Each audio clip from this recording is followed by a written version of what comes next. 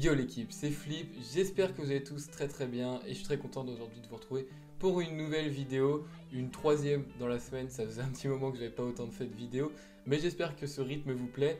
Aujourd'hui, nouveau sujet, j'ai vu passer un petit truc dans la presse hier soir, donc je me suis dit qu'on pouvait faire un petit sujet là-dessus. Alors certes, on est déjà un petit peu en avance parce que le mercato n'a pas du tout commencé, mais je me disais qu'on pouvait aborder le cas du latéral droit du côté du Paris Saint-Germain parce que pour moi c'est une priorité et d'ailleurs c'est le club qui l'a dit lui-même que c'était une priorité pour cet été. Il y a pas mal de choses à dire entre les joueurs qui sont là, les joueurs qui pourraient arriver. Donc nous on va analyser tout ça, voir qu'est-ce qu'on peut faire sur ce mercato estival pour le poste de latéral droit au Paris Saint-Germain.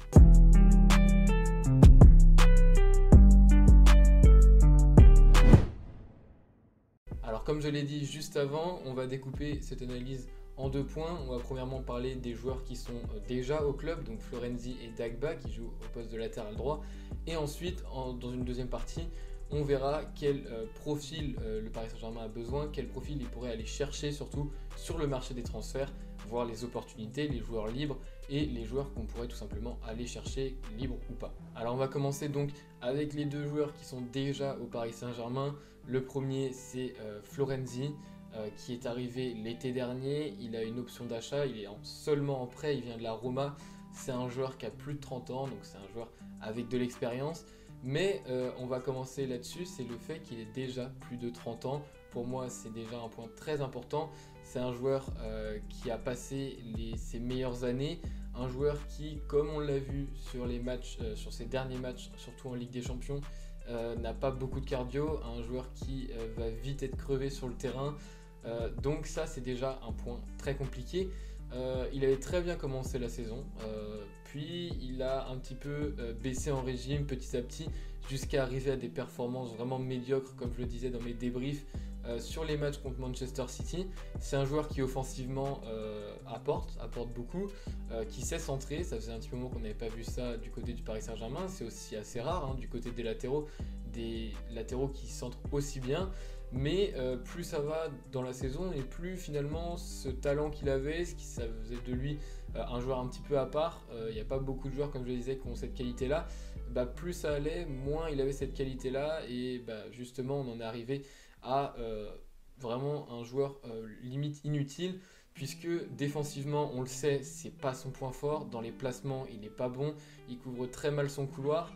Et le seul truc qui était pas mal, c'était le fait qu'il apporte offensivement, mais ce n'est même plus trop le cas. Donc pour le coup, Florenzi, et puis en plus on rajoute à ça l'âge comme je l'ai dit, pour le coup c'est vraiment pas une bonne option.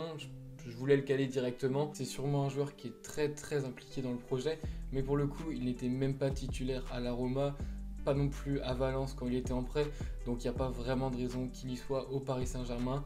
De toute façon, il va falloir faire un choix, je ne l'ai pas dit en début de vidéo, mais on ne peut pas acheter deux joueurs. Il y en aura un des deux qui restera, ça sera soit Dagba, soit Florenzi.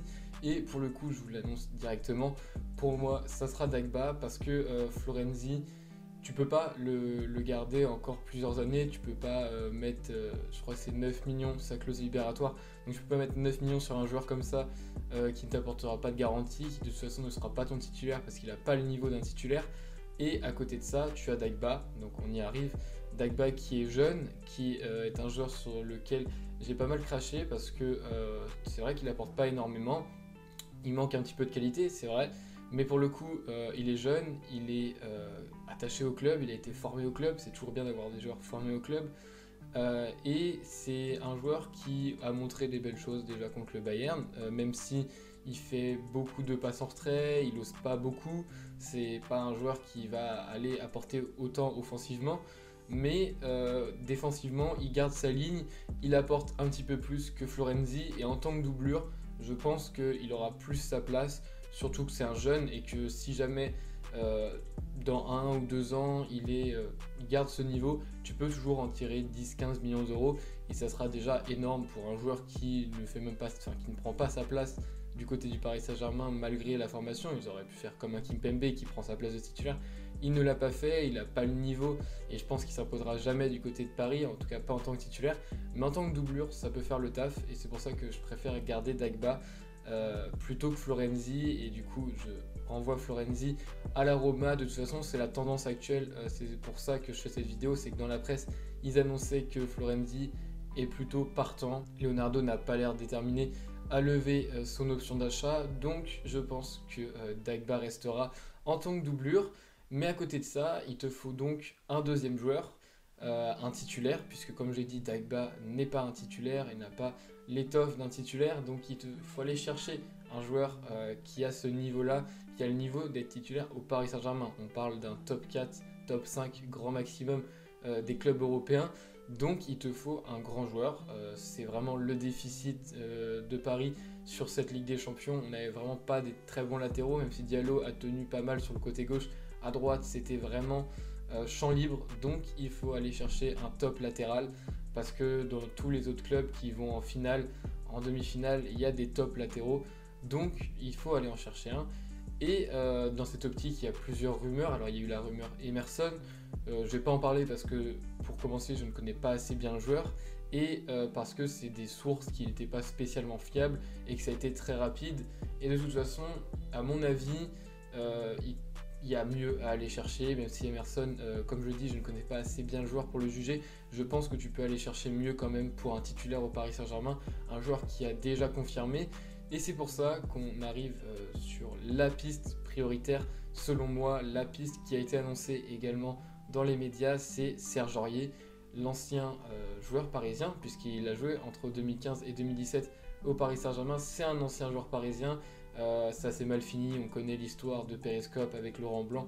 Certes, il y a eu des histoires, mais ça reste un joueur, c'est un ancien joueur de Paris, donc c'est toujours un plus. C'est un joueur qui, à l'inverse de Florenzi, n'a pas passé ses meilleures années, il est à peu près dans ses meilleures années, et il a un niveau sur cette saison en tout cas qui est totalement correct pour un titulaire pour le Paris Saint-Germain.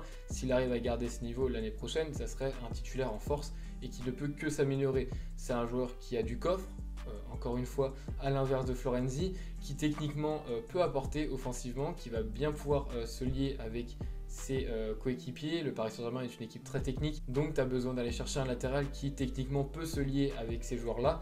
C'est le cas de Serge Aurier. En plus de ça, il a déjà joué avec certains joueurs comme Marquinhos, comme Verratti, comme Kimpembe. Donc je pense qu'il n'y aura pas de problème pour lui pour s'intégrer dans ce groupe parisien. Et dans l'aspect sportif, tu retrouves donc un titulaire, un joueur qui a le niveau d'être titulaire au Paris Saint-Germain, qui va pouvoir apporter offensivement mais aussi défensivement.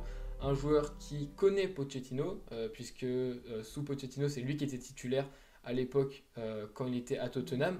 Donc c'est toujours bien aussi, c'est toujours un plus d'avoir un coach qui connaît déjà. Il connaît le groupe, il connaît l'équipe. Le seul hic, ça serait peut-être sur l'image. Évidemment, on sait ce qui s'est passé avec le Periscope. C'est sûr que reprendre un joueur comme ça peut être un petit hic sur l'image du Paris Saint-Germain. Mais personnellement, j'en fais pas un problème. Je pense que le joueur a grandi, que c'est une époque passée et que de toute façon, Laurent Blanc n'est même plus au club. Donc, même si c'est le coach qui a été offensé et que c'est... beaucoup de Parisiens vont te dire que tu peux pas salir l'image du club comme ça. Pour le coup, je pense que c'est passé, et pour le coup là tu as vraiment un joueur, c'est une super opportunité. On parle de 10-15 millions maximum pour un joueur qui serait titulaire, pour un joueur qui peut encore s'améliorer, qui est vraiment dans la fleur de l'âge.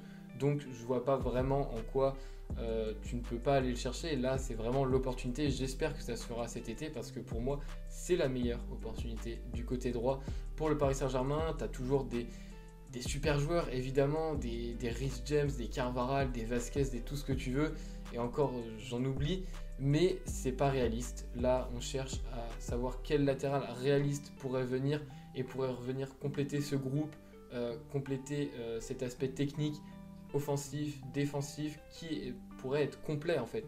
Là on a vraiment un packaging complet pour un joueur qui pourrait très bien s'intégrer et qui en plus n'est pas si cher que ça. 10-15 millions d'euros, c'est pas grand chose pour un latéral qui serait titulaire l'année prochaine.